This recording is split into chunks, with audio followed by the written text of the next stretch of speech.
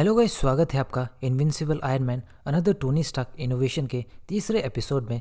Well, अगर आपने इसका दूसरा एपिसोड या फिर शुरू से ही फॉलो नहीं किया है तो लिंक डिस्क्रिप्शन और आई बटन में है, वहां जाकर देख ले और फिर इसे देखें। तो गाइस, अब और देरी ना करते हुए चलिए अब हम इस वीडियो को शुरू करते हैं।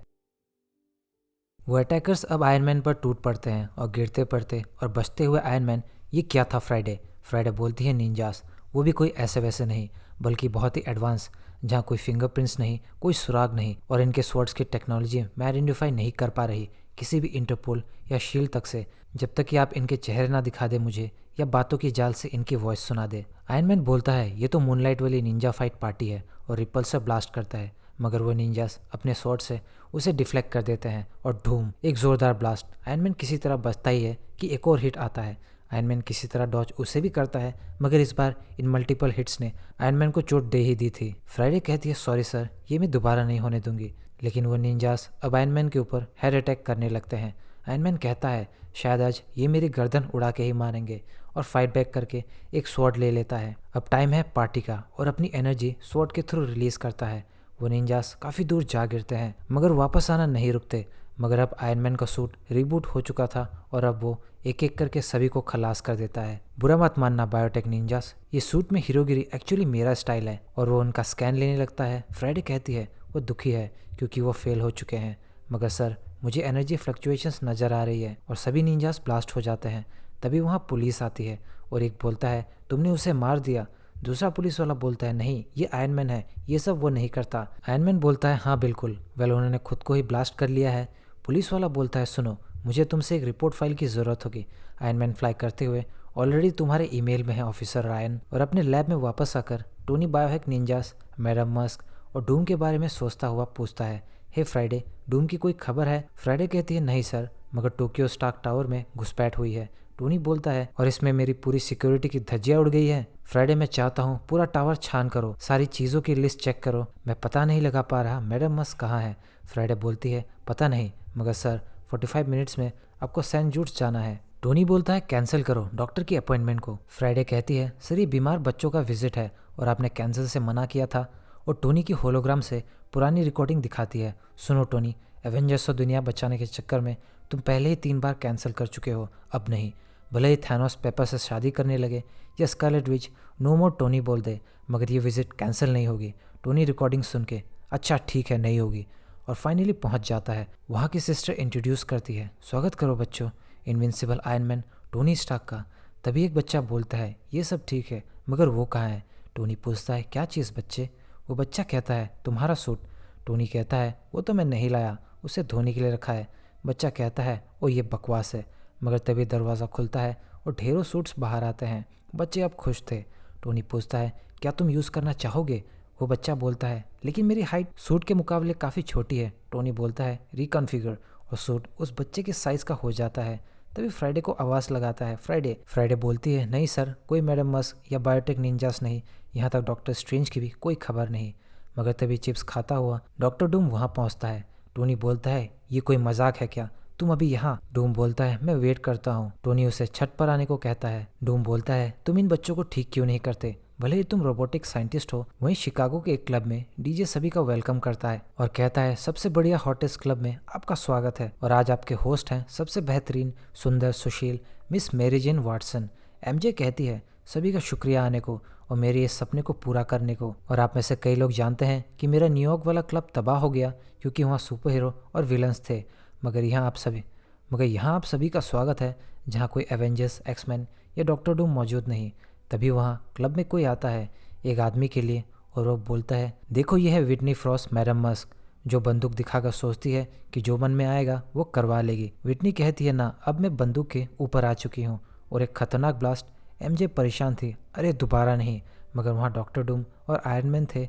एमजे बोलती है हर बार सुपर हीरो के आते ही मेरी लग जाती है, मगर इस बार मैंने अपना सब कुछ लगा दिया है इसमें। आयरन मैन कहता है अगर यहाँ कोई बिना सुपर पावर, मैजिक वगैरह नहीं रखता तो वो यहाँ से निकल लो, लेकिन तुम नहीं विटनी। विटनी बोलती है मुझे बहुत पहले ही तुम्हें मार देना चाहिए था टोनी, मगर अब तुम नहीं बचोगे। अरे नहीं, ये क्या है, ये क्या किया तुमने?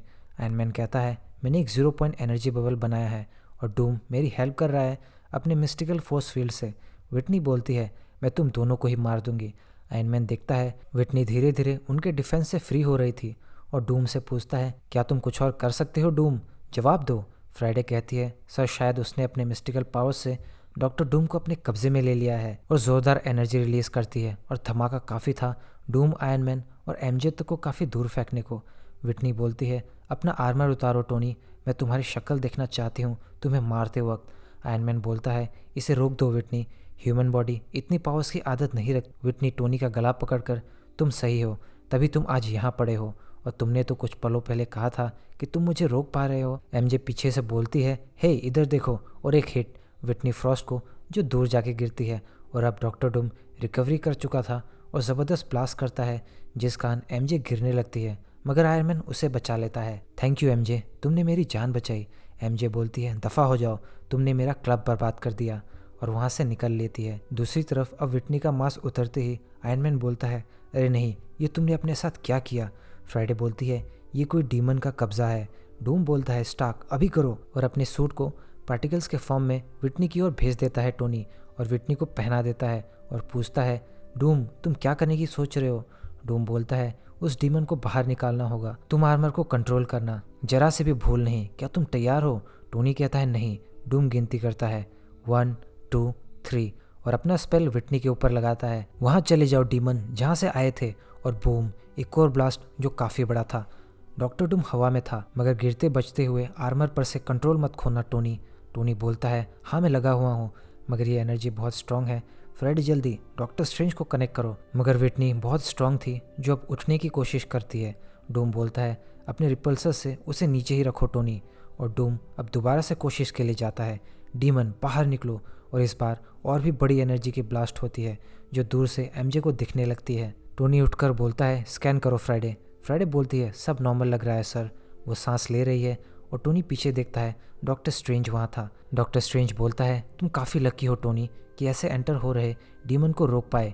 टोनी बोलता है, थैंक गॉड तुम यहाँ हो स्ट्रेंज, और हाँ ये डूम ने किया है। वैसे ये क्या हुआ था। स्ट्रेंज कहता है, लोग अनकंट्रोलेबल फोर्सेस से खेलने की कोशिश कर रहे थे। फ्राइडे बोलती है, सर डूम का यहाँ कोई आता पता नहीं। स्ट्रेंज टोनी को उसका आर्मर वापस लेने को बोलता है और कहता है, ये सब करना काफ़ी मुश्किल होता है, लेकिन हाँ अगर डूम करने में लग जाए तो पॉसिबल हो सकता है। टोनी पूछता है उसके साथ, क्या करने वाले हो तुम। स्ट्रेंज बोलता है, मैं इसे इंसानी तौर पर ठीक करूँगा और फिर शील्ड को सौंप दूंगा। टोनी बोलता है, क्या ऐसे और भी डीमन वाले प्रॉब्लम से मुझे सतर्क रहना चाहिए। स्ट्रेंज बोलता है, बिल्कुल। टोनी कहता है, तुम्हारा शुक्रिया यहाँ आने को। स्ट्रेंज बोलता है, क्यों नहीं, हम तो ऑसम फेशियल हेयर ब्रोस जो है। 3 दिन बाद एमजे पार्क में मायूस होकर बैठी थी, तभी वहाँ टोनी पहुँचता है। एमजे बोलती है, अरे दोबारा से यहाँ नहीं। टोनी बोलता है, मैं हूँ टोनी स्टार्क। एमजे कहती है, हाँ मुझे पता है, तुमने फिर से मेरा क्लब बर्बाद कर दिया, और क्या अब तुम यहाँ मुझ पर लाइन मारने आए हो। टोनी बोलता है, नहीं ऐसा नहीं है, वैसे डैमेज कंट्रोल और इंश्योरेंस तुम्हारे क्लब में सब ठीक करने में ऑलरेडी लग चुके हैं। एमजे बोलती है, लेकिन मेरी रेपुटेशन का क्या, जिसकी ही बैंड बज गई है। टोनी बोलता है, छोड़ो, वैसे क्या तुम अपना करियर चेंज करना चाहोगी। एमजे बोलती है, मैं आयरन मैन नहीं बन सकती। टोनी बोलता है, नहीं, बल्कि मेरे लिए काम करो, क्योंकि मैं हीरोगिरी और एवेंजरगिरी करके अपने समाज सेवा, अपनी कंपनी, अपने इमेज को अपने हाथों से फिसलते हुए देख रहा हूँ। एमजे पूछती है, लेकिन मैं ही क्यों। टोनी बोलता है, मुझे क्लब के लिए बुरा लग रहा है। एमजे बोलती है, तुम सच में मुझ पर ट्राई नहीं मार रहे हो। टोनी बोलता है, नहीं, तुम एक सुपर मॉडल रह चुकी हो, वैसे तुम्हारे सुपर हीरो कनेक्शंस क्या है मैं नहीं जानना चाहता हूँ, लेकिन क्या हर कोई तुम पर ऐसे ही चांस मारता है। और सूटअप होकर वहाँ से जाने लगता है और बोलता है, तुम्हें अच्छा नहीं लगा हो तो तुम छोड़ देना, मगर ट्राई ज़रूर करो, ऑफर लेटर तुम्हारे ईमेल में है। और अब रात का समय था। ओसाका जापान में वार मशीन रोड्स टावर में फ्लाई करता हुआ जिसे टोनी स्टार्क वहाँ भेजता है। टोनी फ्राइडे को बोलता है, क्या यही वो विंडो है जिसे विटनी ने यूज़ किया था निकलने को। फ्राइडे बोलती है, जी हाँ सर, और बिल्डिंग या पर्सनल चीज़ों में से कोई भी चोरी नहीं हुई है और कोई मूवमेंट्स नहीं दिखे, बस बिट्स और पीसेस थे। टोनी बोलता है, मुझे दिखाओ, और क्लिप देखकर भी टोनी को कोई सुराग नहीं मिलता है। फ्राइडे, पूरा रूम स्कैन करो। फ्राइडे, सर मैं सब कुछ स्कैन कर रही हूँ जो बायोहैक निंजा से मैच हो। तभी वहाँ कोई बोलता है, कौन हो तुम।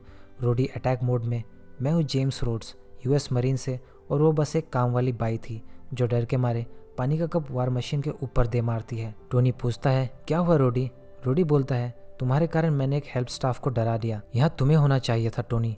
टोनी अपने घर पे बैठे हुए, मैं बहुत ज़रूरी काम पे फंसा हूँ रोडी, और तुम जब तक वार मशीन हो तब तक मेरे एहसानमंद हो। रोडी कहता है तुमने यहाँ सैटेलाइट और दूसरे सिक्योरिटी नहीं लगाई है जो तुम यहाँ सब मुझसे ही करवा रहे हो। टोनी बोलता है दरअसल कभी कभार रियल पर्सन का वहाँ होना काफी सही होता है, और तुम कितनी भी बार मुझे पूछ लो, मुझे सच में नहीं पता विटनी फ्रॉस यहाँ से क्या लेके गई है। यहाँ तक सिक्योरिटी फुटेज में भी कुछ नहीं है, ये सब उसके डीमन पावर्स के कारण होगा। रोडी बोलता है चलो मैं शहर की तरफ देखता हूँ, मुझे क्या पता चलता है, लेकिन क्या मैं फ्राइडे को रोक सकता हूँ।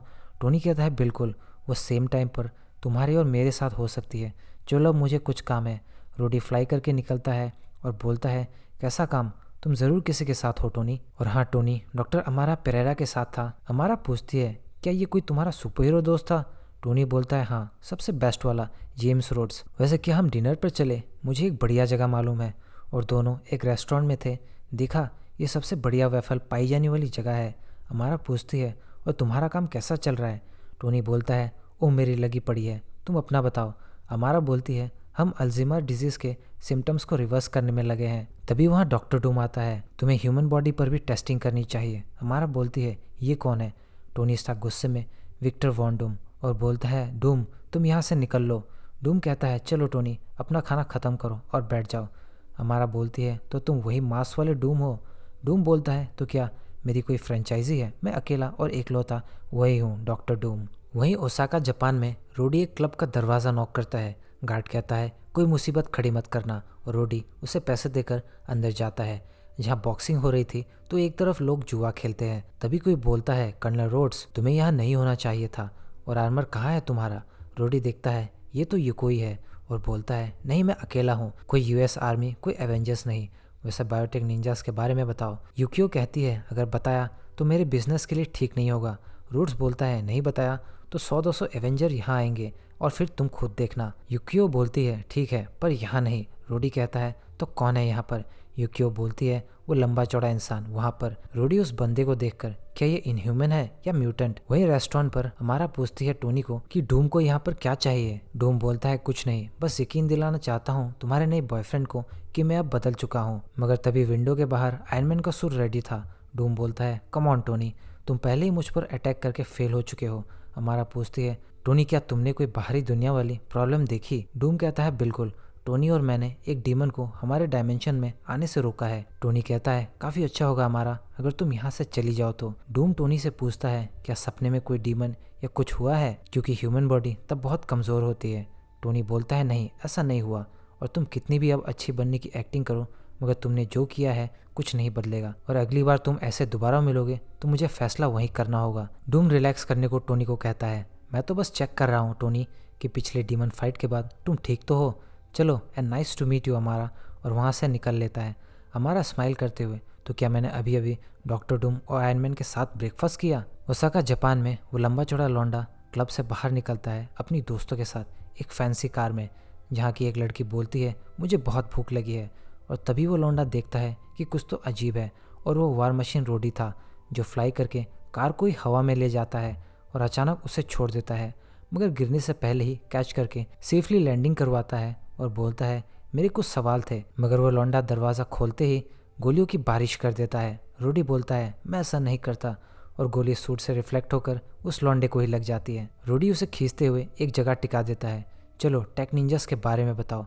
मगर उसे कुछ नहीं पता था, और वह दो लड़की स्वर्ड्स निकालकर रोडी के गर्दन पर रखती है, और वह लड़कियां बोलती है बुद्धू अमेरिकन ने हम पर शक भी नहीं किया। रोडी बोलता है मुझे बहुत बुरा लग रहा है, इसलिए नहीं कि तुमने निंजा स्वॉर्ड्स मेरे गर्दन पर रखी है, पर मेरी इंटेलिजेंस टिप गलत थी और वो लड़कियां स्वॉर्ड्स चला देती है। तो क्या अब रोडी का खेल खत्म यहाँ जापान में ही होगा, या आयरन मैन उसे बचाएगा, या फिर क्या होगा रोडी के साथ, ये जानेंगे हम अगली वीडियो में। सो अगर आपको ये वीडियो अच्छी लगी हो तो वीडियो को लाइक और शेयर करें, साथ ही कमेंट करके बताएं आपको कैसी लगी ये एपिसोड, और चैनल को सब्सक्राइब करके बेल आइकन को जरूर प्रेस करें ऐसे ही ऑसम और इंटरेस्टिंग वीडियोस देखने के लिए। तो गाइस मिलते हैं बहुत जल्द अगली वीडियो में। Till then bye.